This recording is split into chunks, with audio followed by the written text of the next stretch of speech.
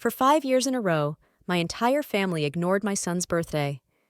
A few days later, my mother sent me a message. Send me $3,100 for a weekend cottage. We're going there with the whole family. I asked for the address so I would know where to go, but she replied, "Oh, sorry, there's no more room." I silently blocked all our joint cards, canceled their vacation, and sent complaints. A couple of days later, they reported fraud to the bank. When the manager called me, I smiled and said, I stared at my phone screen, rereading the message from my mom for the third time, as if I hoped the words would magically change. Megan, honey, knock off $3,100 for the cottage for the weekend. We're going as a family. It'll be so much fun. I sat in the kitchen, clutching a cup of long cold coffee. It was raining lightly outside the window, the perfect complement to my mood. It had only been 4 days since my son turned 8 years old. 4 days since my family ignored his existence for the 5th consecutive time. At 34 years old, I should be used to this kind of attitude by now, but something was different this time. Maybe it was Ethan's eyes as he checked his phone all day waiting for a call from his grandparents. Or maybe it was the heaviness of the 8-candle cake I carried from the candy store in the rain because I wanted everything to be perfect. I closed my eyes and let myself go back to that day. "Mom, do you think Grandma will call this year?" Ethan asked, helping me hang colorful garlands in our small living room. "Of course, honey," I lied with the smile I'd practiced for years in front of the mirror. "They're probably just waiting for the right moment." The right time never came. Not that day or the next. I made his favorite pancakes for breakfast, ordered pizza for lunch, and baked the chocolate cake he loved so much. We invited 3 of his friends from school, and they ran around the apartment playing superheroes noisily. But in between games, I would catch his eyes directed at the door or the phone. In those moments, my cheerful, ever-smiling boy looked so small and lost. When the guests dispersed and Ethan finally fell asleep, hugging his new toy tightly, I sat on the edge of his bed and let the tears flow. Silently, so as not to wake my son. I cried not just for this birthday, but for all the years that had passed, all the missed Christmas cards, all the forgotten holidays. My mother never hid her disappointment with my life choices. When I announced my pregnancy in my final year of medical school, she only pursed her lips and said, "Well, Megan, you've always had a knack for complicating things." When Jason left, leaving me with a 6-month-old baby, she shook her head. "I told you he wasn't the right man." Unlike me, my older sister Ashley did everything right. Prestigious education, career as a pharmacist, marriage to a successful financial analyst, perfect country house with a white picket fence, no unexpected pregnancies, no divorces, no complications. Why can't you be more like your sister? This question had haunted me since childhood. At first it sounded overt, then it transformed into hints, glances, innuendos, but the essence remained the same. I brushed away the memories and returned to the message on the screen, $3,100, an amount equal to my 2 nursing salaries at the neighborhood clinic, money I could spend on a new winter jacket for Ethan, on his swim section, or set aside for college. I typed back, "Hi, Mom, where exactly do I need to send the money? And can you text me the address of the cottage so I know where to go?" The answer came almost instantly, as if she were sitting there with the phone in her hands, waiting for me to agree. "Transfer it to your father's card." "Oh, about the address." "I'm sorry, honey, we're full. We thought you were busy at work as usual. Ashley and Todd and the kids are coming, your brother and his fiancée, Dad and me.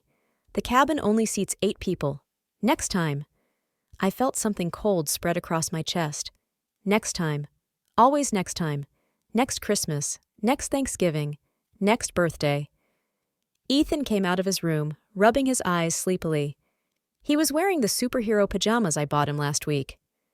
"Good morning, Mom," he mumbled, climbing into the chair next to me. "Who are you texting with?" I looked at my son, the only person in the world for whom I came first. His brown hair was sticking out in all directions, and a pillow mark was left on his cheek. He looked so much like me, with the same brown eyes and dimple on his left cheek. "With Grandma," I answered, setting my phone aside with the screen facing down. "She remembered my birthday?"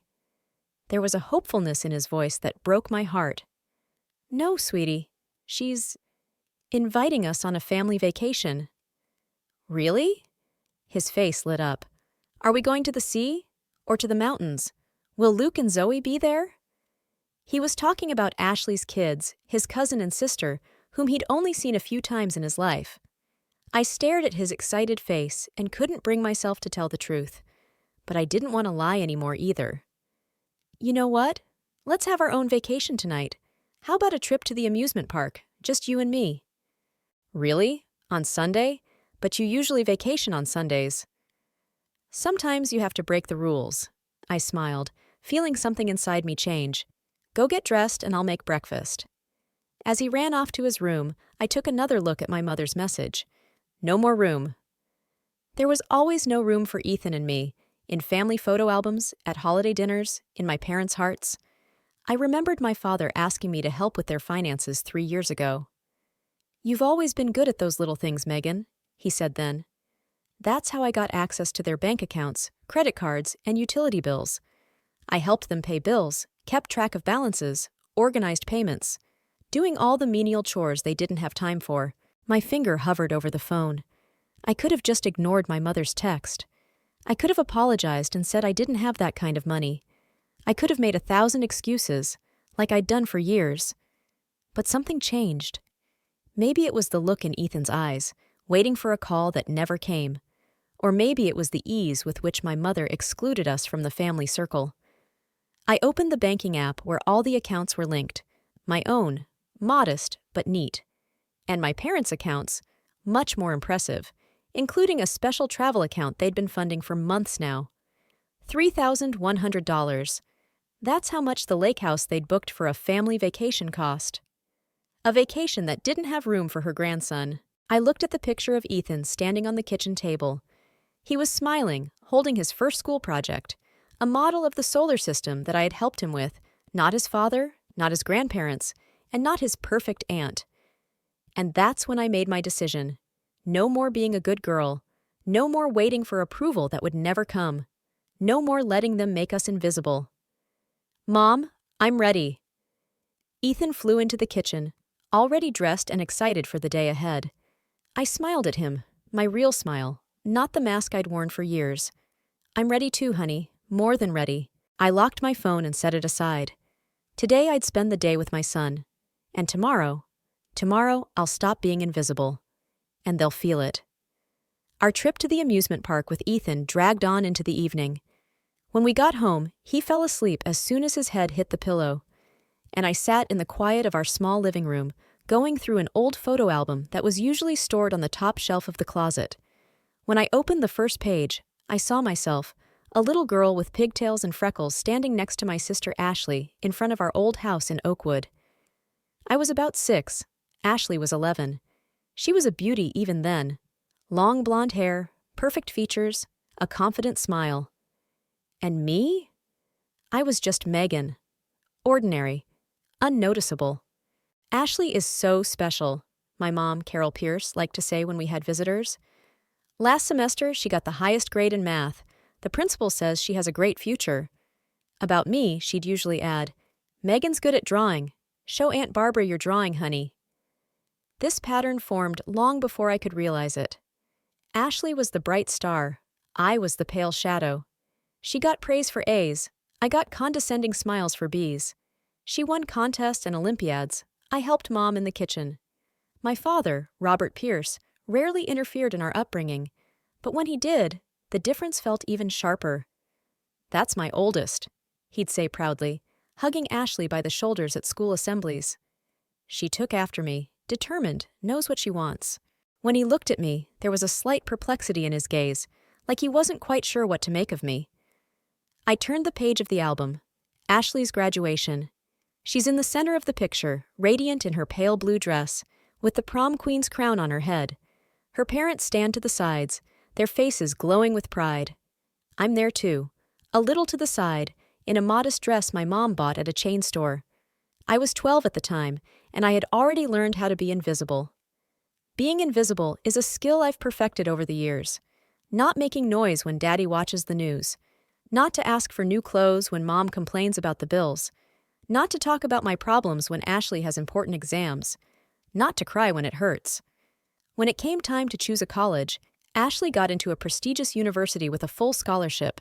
Her parents threw a huge party, inviting all the relatives and neighbors.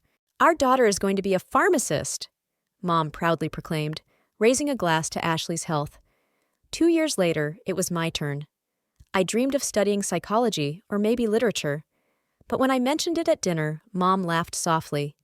"Honey, be realistic. With your grades, maybe you should think about something more practical. Nurses are always needed, and it's a stable job." My father nodded, not taking his eyes off the paper. "Your mother's right. You have to know your limits. Not everyone can be a PhD like your sister." Ashley was already working on her master's thesis at the time. She called that evening, and I heard my mom bragging about her progress without a word about my future. So I began studying nursing at the local college. I didn't hate the profession. On the contrary, over time I realized that helping people was something I really enjoyed. But the bitterness of having my choice made for me remained. In my second year, I met Jason Foster. He was studying business administration and bartending part-time at a cafe near campus. Tall, with dark hair and a carefree smile, he seemed so confident, so free. When he caught my eye, I couldn't believe my happiness. Our romance developed rapidly. 6 months later, we were living together in a tiny apartment near the college. Jason talked about grandiose plans, his business, traveling, a future where we would be rich and happy. My parents disapproved of our relationship. "He's too frivolous," my mom said cautiously after we first met. "He doesn't seem to have a clear plan for the future." "Megan, are you sure he's serious about you?" Dad asked bluntly. I defended Jason. For the first time in my life, I felt special, chosen, loved. He saw me, the real me, not a pale shadow of Ashley. When I got pregnant my senior year of high school, Jason was overjoyed at first. We even started planning a wedding. But with each passing month of my pregnancy, he became more and more distant. His grand plans now didn't include diapers and cribs. "I'm not ready for this," he said one night while packing. "I need space to figure out what I want out of life." I begged him to stay, reminded him of his promises, of our future child. But he left, leaving me 7 months pregnant with unpaid bills and a broken heart. My parents' reaction was predictable. "I told you," my mom sighed as she helped me move my things back into their house. "Men like Jason aren't made for family life." "You're always rushing into decisions, Megan." Dad shook his head. "Think first, then act." Ashley, who by then was already working for a prestigious pharmaceutical company and engaged to Todd, a successful financial analyst, sent flowers and a condolence card, as if I'd buried someone rather than broken up with a man. Ethan was born on a cold February morning. When I first held him in my arms, I vowed that he would never feel invisible like I did, that he would always know he was the center of someone else's universe. For the first few months, I lived with my parents. My mom helped with the baby while I finished my studies, but I always felt a thin layer of judgment in her help. "That's the way to hold a bottle, Megan. You're introducing complimentary foods too early." At your age, Ashley was already building a career. When Ethan was 6 months old, I got a job at a local clinic and rented a small apartment. Jason showed up one day, brought a toy for his son, and disappeared for another year. And so it went on. Infrequent appearances, empty promises, disappearances. By the time Ethan was 3, he stopped coming altogether. I hoped that having a grandchild would change the way my parents felt about me, that they would see how I was coping on my own, how I loved my son, how I was trying to be a good mother while building a career. But Ethan seems to have inherited my invisibility. While Ashley's children, Luke and Zoe, received gifts from their grandparents for every holiday, participated in family events, and smiled from dozens of photos on the mantelpiece, Ethan remained an outsider. His birth was celebrated with a modest dinner, his first birthday with a brief visit from his parents with a practical gift. "We don't want to spoil the baby," Mom explained. "You're already having a hard enough time raising him. You don't need to accustom him to excess." For his 4th birthday, they sent a card with a check. On his 5th, they forgot to say happy birthday because they were on a cruise with Ashley and her family. By the 6th, they called the next day, apologizing for forgetting. By the 7th, they forgot again. And now, the 8th birthday. and complete silence. I closed the photo album, feeling something new growing inside, not the familiar pain of rejection, but a quiet, cold rage. All these years, I had tried to be a good daughter, sister, mother. I didn't complain when my parents favored Ashley, didn't protest when they ignored Ethan, didn't demand justice when there was none. I remembered when my father had asked me to help with their finances 3 years ago after they'd nearly fallen victim to credit card fraud. "You've always had an eye for detail, Megan," he said then, "and you have more time for those little things than us or Ashley." More time. Because my life, in their eyes, was less fulfilling, less important. I became their unofficial financial secretary, paying bills, keeping track of due dates, organizing their tax documents. Did all this for free, without thanks, just because I was a good daughter. And now this message: drop $3,100 for a weekend cottage. We'll go as a family. The whole family. Without Ethan and me.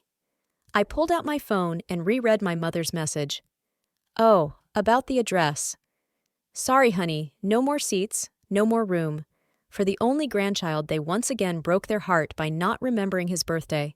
For the daughter who had done their bidding for years without asking for anything in return. At that moment, something in me broke. Or maybe it was the other way around. For years, I'd believed that if I was good enough, helpful enough, inconspicuous enough, they would finally see me. See Ethan. Love us the way we deserve to be loved. But now I realize that's never going to happen. Not because we're not good enough, but because they're incapable of seeing beyond their ideas of what the right family should be. I had been the invisible daughter long enough. Ethan had been the invisible grandson for too long. It was time to step out of the shadows. I opened my banking app and logged into the section that held the details of all the accounts I had access to. My modest savings. My parents' accounts, including the one they had set up specifically for traveling. The joint credit cards I managed on their behalf. $3,100. That was how much they were asking for the family vacation they'd ruled us out of in advance. My fingers hovered over the screen. What I was about to do was going to change everything. There would be no turning back. But was there a way back for a girl who had spent her entire life trying to be visible to those who looked through her? I took a deep breath and sprang into action. The invisible daughter was finally ready to show that she existed. Monday morning started as usual. 6 a.m. alarm clock, breakfast for Ethan, getting ready for school. But inside me, things were different. The decision I'd made the night before gave my every move a new determination. "Mom, you seem different today," Ethan remarked as he watched me pack his lunchbox. "Really?" I smiled, tying his shoelaces. I guess I just got a good night's sleep. That was a lie. I barely slept at all, running my plan over and over in my head. The doubts came in waves, sometimes receding, then overwhelming. But every time I was ready to give up, I saw Ethan's face in front of me, checking his phone on his birthday, waiting for the call that never came. After walking my son to the school bus, I returned home and sat at the kitchen table with my laptop. Today was my day off. Perfect timing for what I was about to do. I opened the banking app and logged in using the information my father had given me 3 years ago. "You've always been good at the little things, Megan," he said then.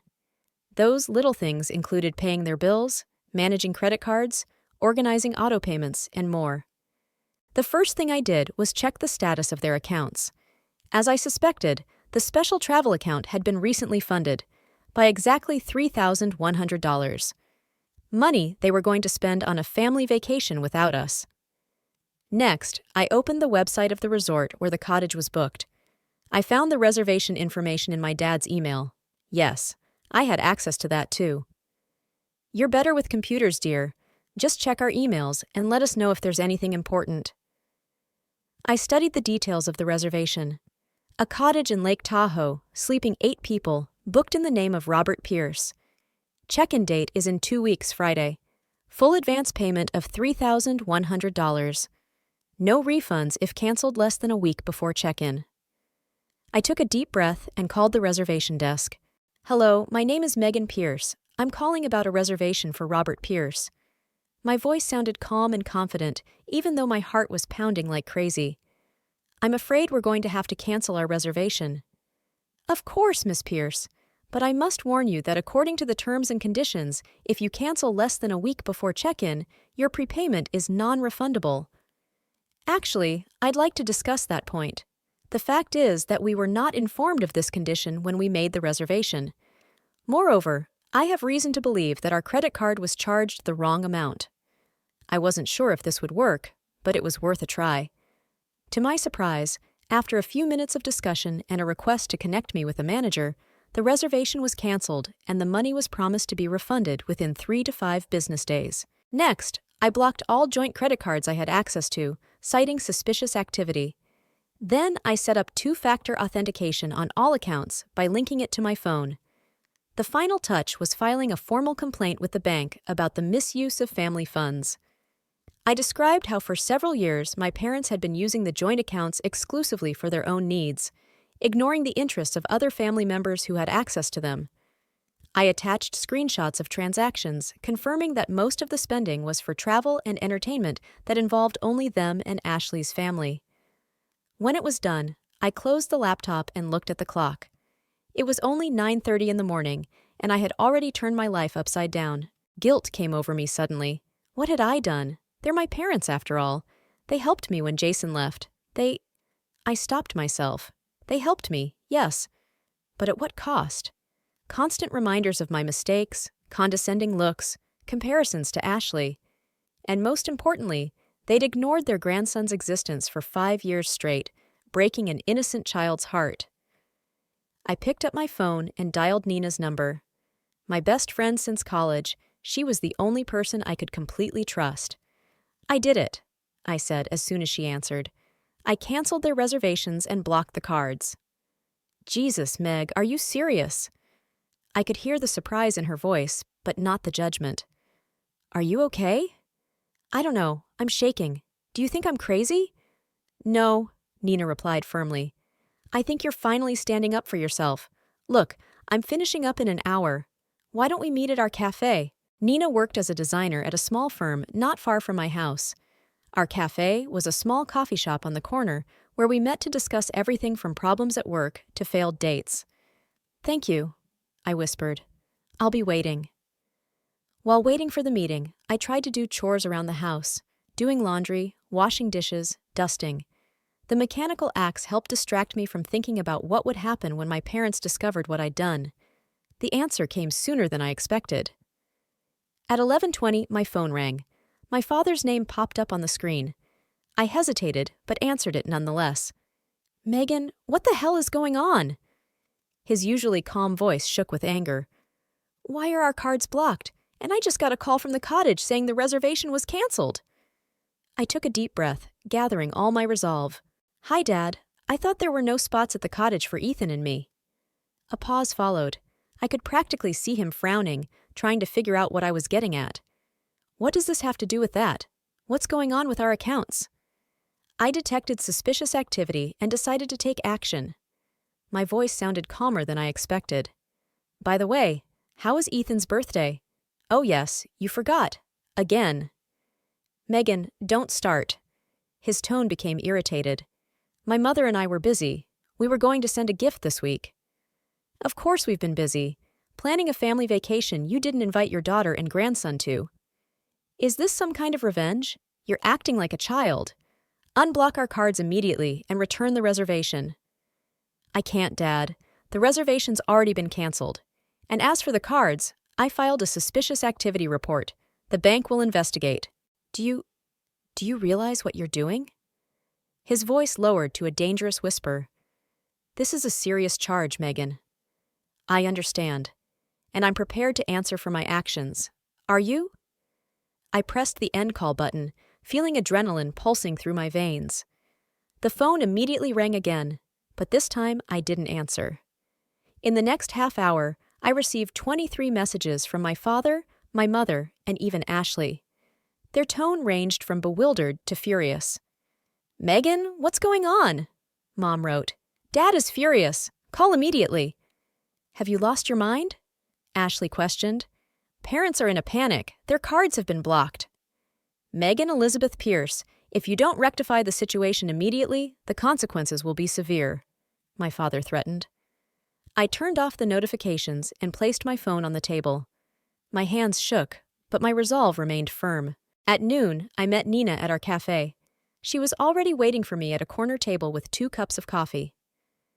"You look like someone who wants to laugh and cry at the same time," she said, sliding my cup toward me. "I am," I smiled weakly. "They're frantic. They won't stop calling and writing." "And how does that make you feel?" I wondered, taking a sip of hot coffee. "Fear, guilt, anger, relief, all mixed together." Nina nodded, her short red hair swaying in time with the movement. "You know, I've never told you this outright, but your parents are horrible people." I almost choked on my coffee. Nina had always been diplomatic when it came to my family. "They're not horrible," I objected automatically. "Just selfish, manipulative, cruel?" Nina raised an eyebrow. "Meg, I've seen you spend years trying to earn their approval. How you apologized for existing. How you let them ignore your son. That's not okay." I was silent, feeling tears come to my eyes. 5 years, Nina. 5 years they've ignored the birthday of an 8-year-old kid who's not guilty of anything. "Exactly," she squeezed my hand. "And how many more years were you going to put up with that?" "I just wanted Ethan to have a real family," I whispered. "Grandparents, aunts, cousins." "He has a real family, you, and better one loving parent than 10 toxic relatives who make him feel invisible." Nina was right, and somewhere deep inside I'd always known it. It was just too painful to accept. "What happens now?" I asked, wiping my tears with a tissue. "I don't know," Nina answered honestly. "But whatever happens, you're not alone anymore. I'm with you. And more importantly, you're finally with you." We talked for another hour, discussing the possible consequences of my actions. Nina offered to help with legal advice if needed, and promised to pick Ethan up from school if I didn't make it. When I got home, I found another dozen missed calls and messages. But among them, there was one that stood out, from an unknown number. "Hello, this is Kevin Morris from First National Bank. Please contact me regarding a report of suspicious activity in the Pierce family accounts." I reread the message several times, feeling my heart quicken its rhythm. This was it. The repercussions were already starting to show. I dialed the number listed in the message, and after a few beeps, I heard a professional male voice. "Kevin Morris, Security Department." "Hello, this is Megan Pierce. You left me a message." "Yes, Miss Pierce. Thank you for calling me back. We've had an unusual situation with the Pierce family accounts." I swallowed, feeling my throat drying up. "What kind of situation?" "You filed a report this morning alleging misuse of funds in the family accounts, and we launched an investigation. 2 hours ago, however, we received a counterclaim from Robert and Carol Pierce, claiming that you committed fraud on their accounts." There it was. I knew they wouldn't just leave it at that, but a fraud charge? That was more serious than I'd expected. "I understand," I said, trying to remain calm. "What does that mean?" "It means we need to look into the situation. Given the complexity of the case, I'd prefer to discuss it in person. Would you be able to come to our office tomorrow, say 10 o'clock in the morning?" I mentally went over my schedule. "I have a 12 to 8 shift tomorrow." "Yes, I can come in at 10. "Great. And Miss Pierce?" "Yes." "It would be helpful if you would bring all the documents proving your access to the accounts and any evidence of your claimed wrongdoing." "Of course, Mr. Morris. I'll be ready." After the call, I sat down on the couch, feeling the realization of what had happened hit me. They had actually reported me to the bank, accused me of fraud, my own daughter. Part of me wanted to call the whole thing off, call my parents, apologize, go back to being the obedient, invisible Megan. It would have been so easy to say it was a mistake, a moment of weakness, a flash of anger. But then I thought of Ethan. About his eyes when he realized once again that his grandparents had forgotten about him. About how he diligently made them cards for every holiday, even though they rarely thanked him. About how he once asked me, "Mom, do Grandma and Grandpa love me?" No, I couldn't back down. Not now. Not for my own sake, but for his. I opened my desk drawer and pulled out the folder where I kept all the documents related to my parents' finances. Joint account agreements, powers of attorney, forms they'd signed authorizing me to manage their assets. I started laying out the papers, preparing for tomorrow's meeting. The invisibility was ending. At 10 o'clock tomorrow morning, I would stand before the bank manager not as a shadow, but as a person with a voice, with rights, with dignity. The ringing of the phone interrupted my thoughts. An unfamiliar number, but with our city's area code. Hello? Miss Pierce? This is Kevin Morris from the bank. I apologize for calling again, but the situation has changed. Your parents have just arrived at our office and are requesting an immediate investigation. I thought you should know. My heart skipped a beat. Are they there now? Yes, and there. Are quite insistent. Perhaps it would be best if you came too, so we can resolve the situation today. I glanced at my watch. 2 o'clock in the afternoon. Ethan's at school until 3:30. I'll be there in 30 minutes. Hanging up the phone, I took a deep breath and started packing. It didn't matter what they said or what accusations they made. I had the truth, documents, and for the first time in a long time, a voice I wasn't afraid to use. The invisibility was over, and they would feel it. The First National Bank office was in a 3-story glass and concrete building in the business section of town. I parked and sat in the car for a few minutes, gathering my thoughts. In my bag was a neatly assembled folder of documents, powers of attorney, forms signed by my parents, printouts of emails asking for help with finances.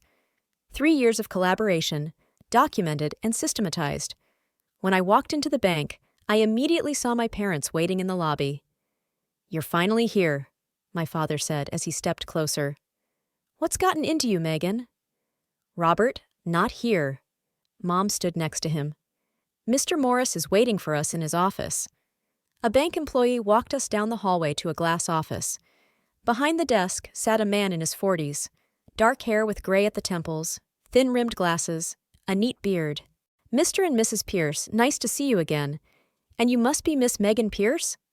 I nodded, shaking his hand. "So," Kevin began, interlocking his fingers in front of him, "we have an unusual situation. Miss Pierce, you filed a report this morning alleging misuse of family finances. And a few hours later, Mr. and Mrs. Pierce accused you of fraud. Before we decide how to proceed, I'd like to hear both sides." I opened my folder and pulled out the first document, a power of attorney signed by my parents 3 years ago. 3 years ago, my parents asked me to help manage their finances, I began to say, surprised at the calmness in my voice. They signed this power of attorney giving me full access to their accounts. I handed the document to Kevin, who scrutinized it carefully. Since then, I've helped them pay their bills, set up auto payments, and monitor their accounts, I continued, pulling out the following documents. These are printouts of emails where they ask me to make certain transactions, including I manage their travel account, which they periodically transferred money into for family trips. I looked directly at my parents. Trips that they didn't regularly include me and my son on. "That's not true," Mom exclaimed. "We always invited you, but you were busy with work or—" "Carol," Kevin interrupted gently, "please let your daughter finish." I pulled out a printout of the last message from Mom and showed it to Kevin. "I got this message yesterday, where Mom asks me to wire $3,100 for a cottage for a family vacation. When I asked for the address so I would know where to go, she said there were no more places available." This was 4 days after they ignored my 8-year-old son's birthday for the 5th time in a row, I said quietly, but clearly. "No call, no text, no card." "That's irrelevant," the father said sharply. "We're talking about fraud on our accounts." "Actually, Mr. Pierce, it is relevant," Kevin objected calmly. "If I understand correctly, your daughter is alleging that money intended for family events was systematically used for only part of the family." He turned to me. "Miss Pierce, what exactly did you do with your parents' accounts?" "I canceled the cottage reservation using the access to their email account they gave me.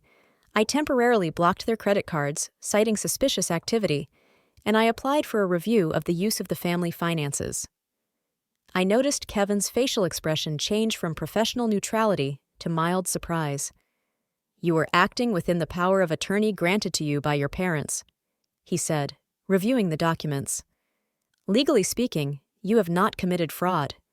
"That's absurd," Father exclaimed. "She deliberately sabotaged our vacation." "Perhaps," Kevin agreed, "but not fraud in the legal sense. Miss Pierce was authorized to take those actions under your power of attorney. He looked at me. However, Miss Pierce, your actions, though legal, could be considered a violation of the spirit of the power of attorney. I nodded, accepting his comment. I understand, and I'm prepared to cancel the card blocking immediately.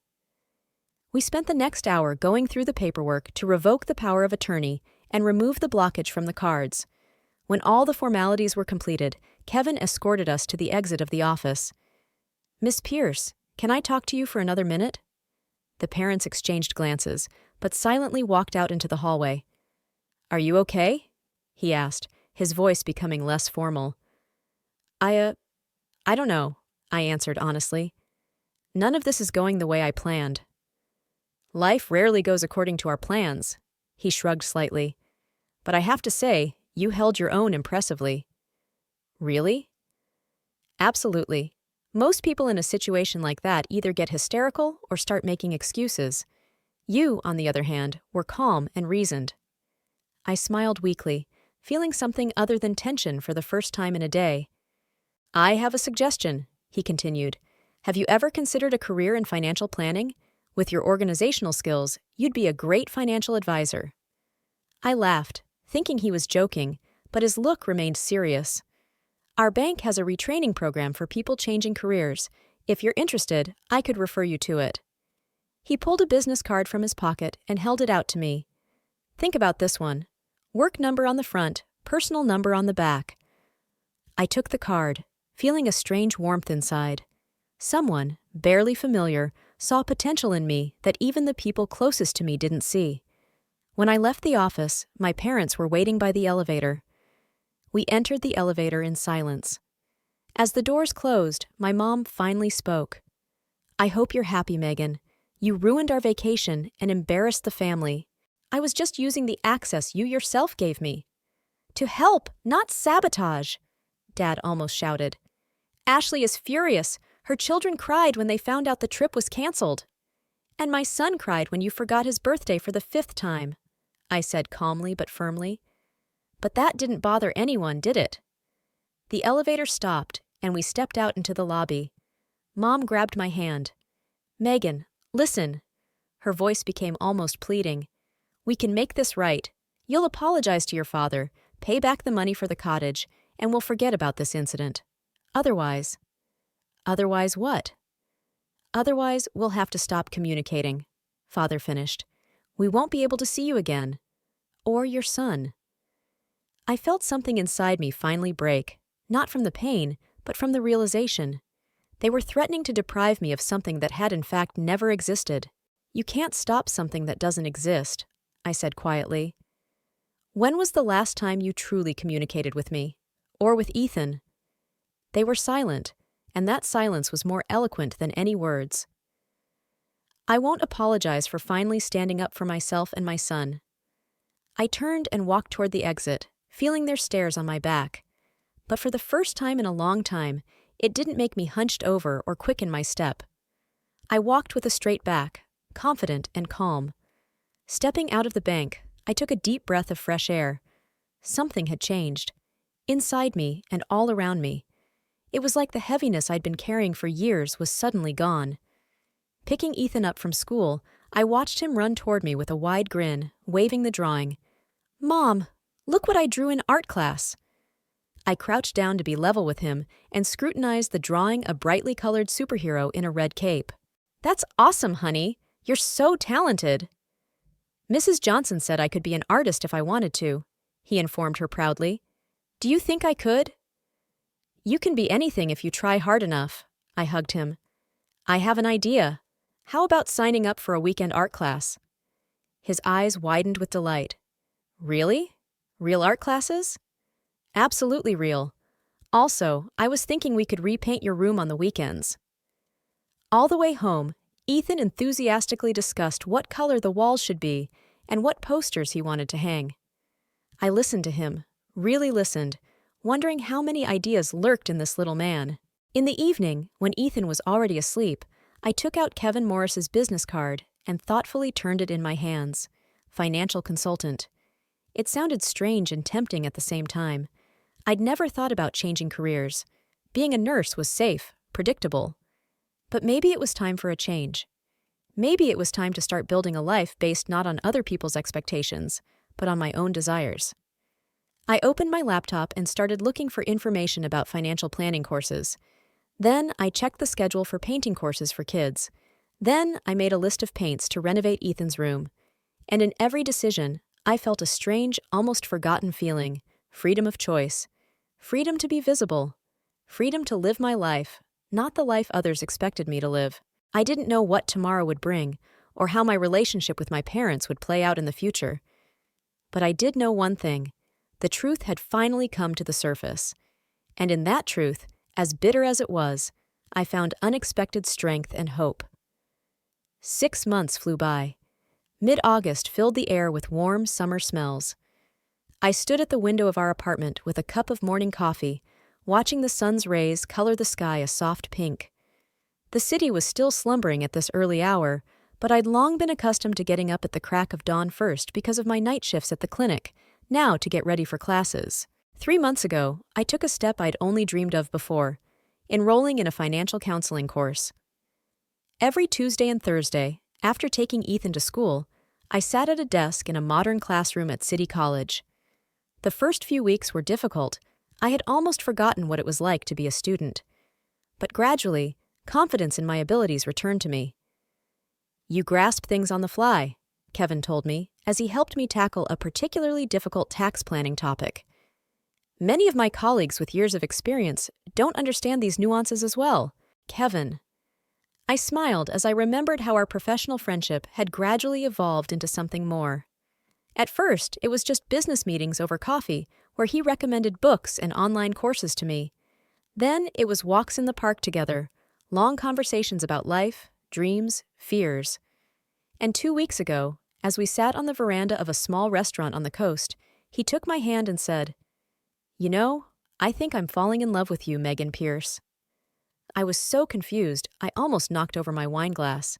Because somewhere deep inside, I knew I was falling in love with him too. His quiet confidence, his attentiveness, the way he listened and heard me. The sound of the alarm clock from Ethan's room brought me back to reality. He appeared in the kitchen a few minutes later, sleepily rubbing his eyes. "Good morning, sleepyhead," I smiled, pouring him an orange juice. "Ready for today?" "Yep," he yawned, but his eyes were already starting to sparkle with anticipation. "Today is the last day of art camp. We'll be doing an exhibition of our artwork." Summer art camp was one of the changes I'd made in our lives since that memorable day at the bank. Before, Ethan would just stay home with a babysitter while I worked. Now, however, he was spending his time developing a talent I hadn't even realized he had before. "I can't wait to see your work." I set a plate of pancakes in front of him. "And Kevin's coming too." "Really?" Ethan brightened. He'd grown very attached to Kevin over the past few months, who treated him with genuine interest and respect. "Cool. I want to show him my new comic book. I drew a superhero in there that looks just like him." I laughed, remembering the last time Kevin had seriously discussed his superhero stories with Ethan, asking questions and suggesting ideas for new adventures. After breakfast, we packed up and went outside. The day promised to be hot, but the morning chill still lingered in the shade of the trees. I dropped Ethan off at camp, kissed him goodbye, and headed off to work. I now worked only 3 days a week at the clinic, devoting the rest of my time to my studies and my family. Family. That word had taken on a new meaning for me. It was Ethan and me now, along with Nina, who was still my best friend, and Kevin, who was slowly becoming a part of our lives. I hadn't spoken to my parents since that day at the bank. They'd kept their promise to cut contact. Though not much had really changed, they'd barely even noticed us before. Ashley tried to contact me a couple times, but her messages were full of recriminations and demands that I make up with my parents before it's too late. I didn't respond. The day passed in the usual routine: patience, paperwork, a short lunch with colleagues. In the evening, I met Kevin outside the art center where there was an exhibit of children's artwork. "Nervous?" he asked, kissing me on the cheek. "A little," I admitted. "It's a big deal for Ethan. He's been working so hard." "He's a talented boy," Kevin smiled, taking my hand. "And he has an amazing mom." Inside the center, it was noisy and crowded. Parents with cameras, excited kids, proud teachers. Ethan spotted us and waved, beckoning us to come over to the booth with his artwork. "Mom! Kevin! Look!" He pointed to a series of colorful drawings that took my breath away. They weren't just childish doodles. They had a real sense of imagination and skill, amazing for an 8-year-old. "That's awesome, buddy!" Kevin took a seat next to Ethan, scrutinizing each drawing. "Tell me about it." While they were immersed in a discussion of superhero adventures, I stepped back to the drink stand. And there, among the parents and children, I suddenly felt the phone in my bag vibrate. Taking it out, I saw a letter from an unfamiliar address, but the subject made me freeze. "From your father." I opened the letter, feeling my heart start to beat faster. "Dear Megan, I'm writing to you from the hospital computer. I'm at Memorial Hospital, room 412. I had a heart attack 3 days ago. The doctors say it was nothing, but it's made me rethink a lot of things. I realize you don't want to see me, and I don't blame you. But if you can find it in your heart to visit me, I would be very grateful. Your father." I reread the letter several times, not knowing what to feel. Anger? Compassion? Indifference? Over the past 6 months, I'd learned to live without my parents, healing old wounds and creating new, healthy relationships. But something about this simple letter touched me. "Everything okay?" Kevin reached over and gently touched my shoulder. "I don't know." I showed him the letter. "My dad's in the hospital." He read it carefully and looked at me. "What do you want to do?" "I don't know," I repeated. Part of me wants to ignore this letter, like they've been ignoring us for years. But the other part... "I understand." He squeezed my hand. "It's okay to be confused. You don't have to decide right now." We walked back to Ethan, who was proudly accepting compliments from the teacher and other parents. All evening I tried to focus on his joy, but my thoughts kept returning to my father lying in his hospital room. The next morning, after taking Ethan to school, I drove to Memorial Hospital. I didn't tell him about Grandpa. I didn't want to give him false hope.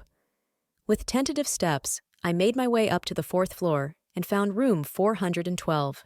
My father was lying on a bed, hooked up to several monitors. He looked older and smaller than I remembered, as if the disease had literally shrunk him. His eyes were closed when I walked in, but at the sound of footsteps, he turned his head and slowly opened them. "Megan." His voice was husky and quiet. "You came." I stopped at the edge of the bed, not knowing what to say. "How are you feeling?" "I've been better." He tried to smile. "Thanks for coming over. I wasn't sure you'd come." "Me neither," I replied honestly, sitting down in the chair next to the bed. Silence ensued, broken only by the beeping of medical equipment. So many unspoken words, so many old wounds. "Your mother doesn't know I wrote to you," Father finally said.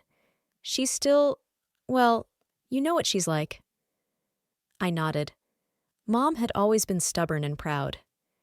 "And how's Ethan?" he asked suddenly. Is he okay?" "Yeah." I couldn't hide my surprise. He'd never asked about Ethan before. "He's doing great. Art camp, new friends, great grades in school." "That's good." Dad looked up at the ceiling. "You know, lying here, I've been thinking a lot.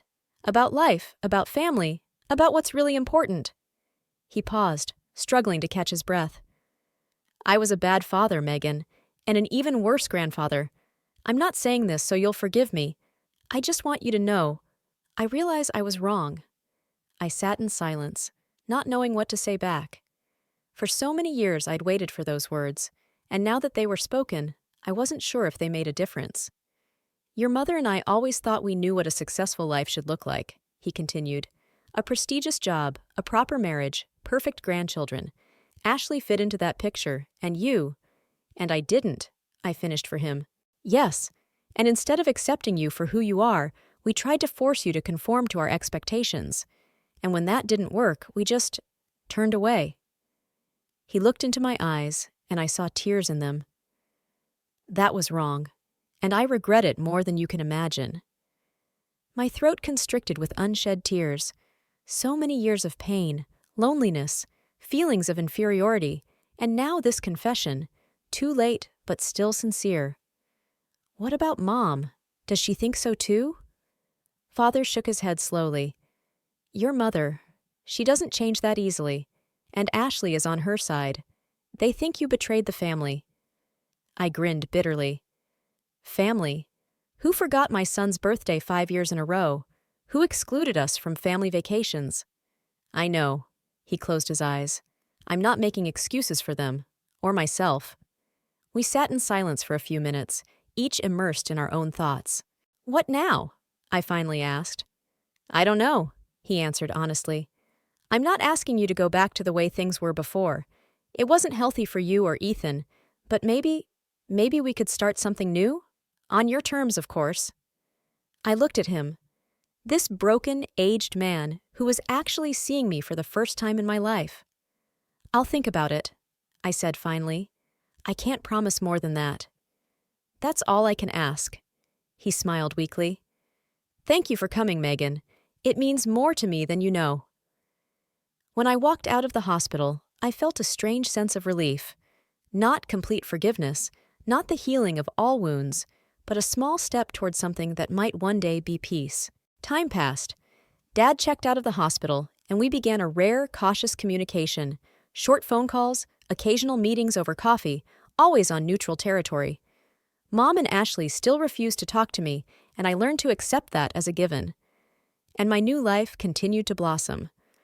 I was nearing the end of my course, and Kevin hinted that there was an opening at the bank that might be a good fit for me.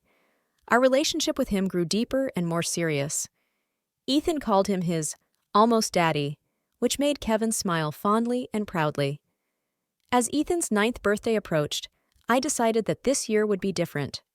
No waiting for calls that wouldn't ring, no secretly hoping for attention from those who had long ago proven themselves incapable of giving it. Instead, we organized a small but heartfelt celebration. Nina and her husband, a few of Ethan's friends from school and art camp, a couple of my coworkers with their children, Kevin, and, to my surprise, my father, who showed up tentatively with a carefully wrapped gift. Our small apartment was filled with laughter, music, and the warmth of true friendship. I watched Ethan blow out the candles on the cake, surrounded by people who truly loved him, not for meeting any standards, but just for being him. Kevin put his arm around my shoulders, pulling me to him. What are you thinking about? He asked quietly. About how things have changed, I smiled, looking at my son's happy face. A year ago, I was invisible, trying to earn a place in the lives of people who had never seen the real me. And now I'm visible. And it's a wonderful feeling. He kissed my temple, and together we watched Ethan open the presents, his face bright with joy. His father sat in the corner, a little awkwardly, but with a genuine smile, watching his grandson. Not picture perfect, not the family I once dreamed of, but real. Sometimes you have to lose a false family to find a real one. Sometimes you have to stop being invisible in other people's eyes to become visible in your own. And though the journey was painful, I had no regrets. After all, it was this path that brought me here, to this moment, to these people, to my real self. When the party was over and the guests had dispersed, Ethan, Kevin, and I sat on the couch, tired but happy. This was the best birthday of my life, Ethan said, snuggling up to me. Thanks, Mom. You're welcome, sweetie.